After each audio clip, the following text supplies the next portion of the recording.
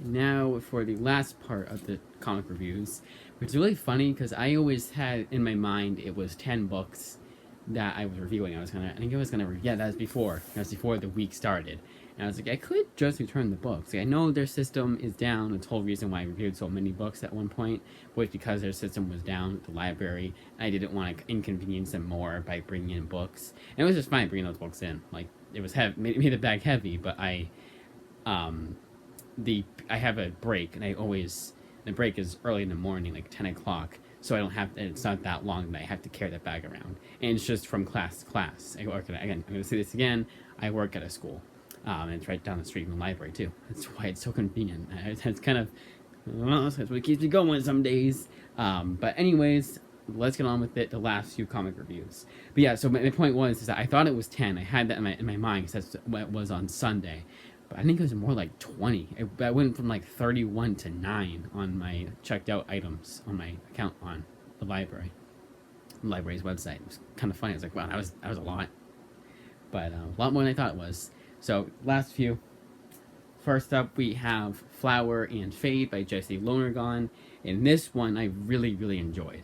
This is one of those like very simple comics. Not a whole lot happens. It's just kind of like showing you these, like, I think it was like what, like few months in these characters' lives and their interactions and their love life and their romance. It has a pretty sad ending, but it does show some hope as well. And that's my, like, this is just begging for an A24 adaptation, distributed by A24. That'd be perfect. So it must read if you like romance, slice of life. It's kind of like a more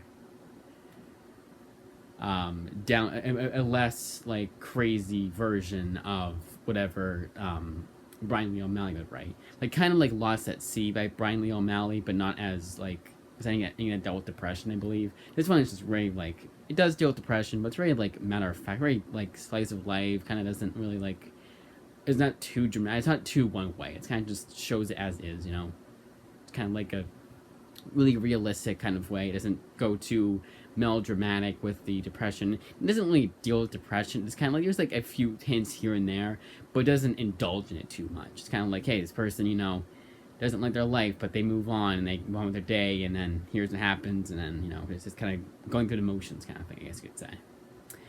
Next one up is Questicide, and this one, it started out very messy. Like I was ready to give up on this book, and it was one of those books where I had these books stacked like this. So I go to the next one. I'm like, oh, Questicide is next, and I always be like, great, Questicide. All right, let's get it over with. But by the end of this book, I really enjoyed it. In the fifth and final issue, if it had been that consistent throughout, I would be highly recommending this book. As is, I would say it is worth your time if you, like me, find it at a local library. It was interloan system, but still at a local library, or at a discount, or if you just like the artwork. But even then, the artwork isn't too great, but it's good. But nothing too grandiose, nothing too special. I would say this is definitely worth. It definitely is worth, like, if you have nothing else to check out and you see the cover and you think it look interesting enough, or if you're like me and you want to read something like Brian Schreimer, then there you go. Because I had Fair Lady and Blackjack Ketchum from him, and I was like, hey, I wonder if the library has anything by him. They do. Awesome. We'll check it out. So I had no real expectation going into this one. But it gets better as it goes along. And honestly, I think on a reread, I will like it a lot more. Now on to the next 3, which are in my personal collection. One, technically this is 2, it should be 4 because this is 2 volumes of a series, but still one series, and that is Black Science. And my god, I think these are my 2 favorite. This is definitely my 2 favorite volumes of Black Science thus far.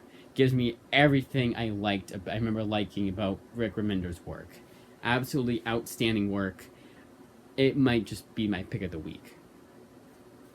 But then again, I Walk with Monsters. No, I would almost say that I would say it's on par with I Walk with Monsters for pick of the week. Like I almost can't pick a pick of the week because of that. New Masters by Shobo.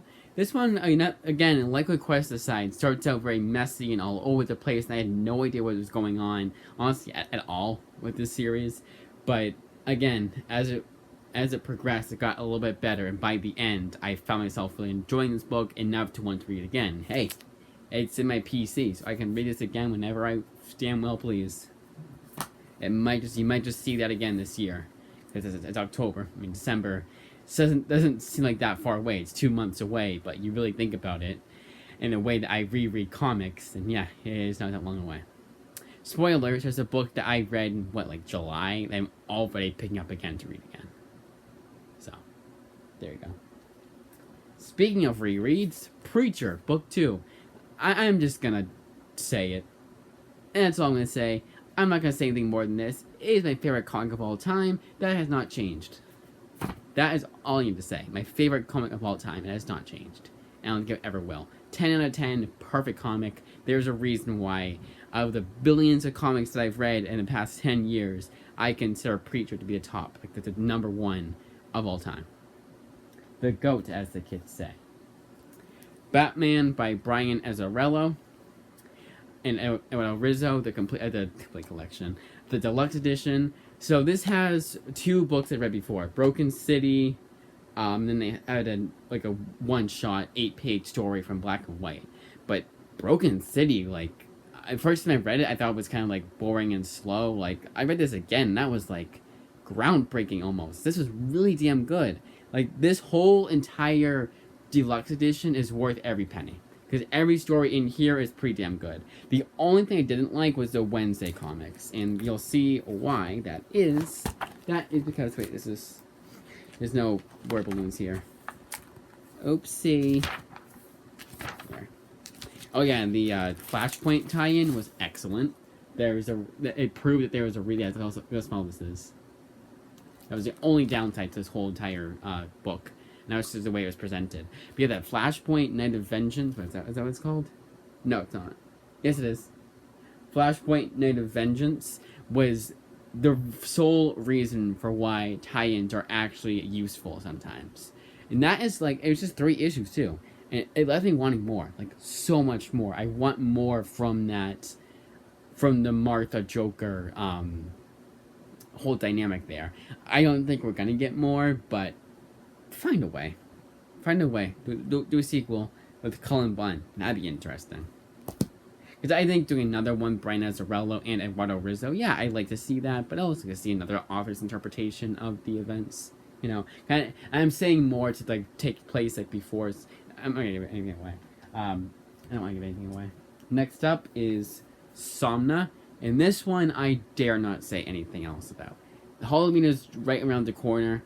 Do yourselves a favor. Well, I guess it's gonna be uploaded on Halloween. It's my Halloween special. Whoa! Yeah, for this year's Halloween special, I am recommending Somna. It's a recent book, so it should be at any local comic shop. Your library should have it. I was lucky enough to get my copy, even though this came out in August, and it's still like borderline. I was able to secure my copy, and I am so glad I did. It is outstanding work, and it deserved its Eisner. Check it out. It is a 9 out of 10. I'm going to go over these again and go over the out of 10 reviews, and then I will go back to what I was doing before. Flower and Fate, I'm going to give an 8 out of 10. Quest Aside, this is 7 out of 10. Just because it was so thick on the first 2 issues. Black Science, both volumes, get a 9 out of 10. New Masters gets a 7.5 out of 10. I would say this got like better as it went along, more so than did Quest Aside. Like, I'd sooner read this again than read Quest Aside again. Preacher, 10 out of 10. Easy 10 out of 10. Batman by Brian Azzarello and Eduardo Rizzo, 8 out of 10. And finally, Somna gets a 9 out of 10. All of these I recommend. Crazy how that worked, because it was the last few books, and it's like 1, 2, 3, 4, 5, 6, 7, 8 books total. That's including both volumes of Black Science. That is it. Which well, not even 10 minutes. Make it 10. No. I was gonna say make it 10 minutes for ad revenue. You know what? Let's just do that. So, hopefully tomorrow in this, to the 29th, in my time, not your time, my last book will be in. I'm waiting on one more book, and then we can finally do my complete October 2024 haul. But first, I do the second part, because I got a lot of books to show off this time. And then I'll do the complete haul for October. Yeah, because the only one. Oh, I take two. Duh. I showed off Blood Rick and the other book, the Our Bones Dust. So never mind about that. But the one that still a good amount of books to show off for that. But then because I already showed off Blood Rick and Our Bones Dust and Mars Valley, all three of which I got earlier this month, you will still get you will still get the complete haul because I want to do part 2 with the rest of the books that I got and then do a complete haul. I'm sure one day I'll just say screw it and just do one part. So I at least have one video where I'm showing off comics per month I get per month. But I like doing it this way. Again, sometimes there are things I forget to mention, so that's, necessary. But that, as I say, is that. Because now we're at 10 minutes ad revenue. It was a joke because I'm not monetized, so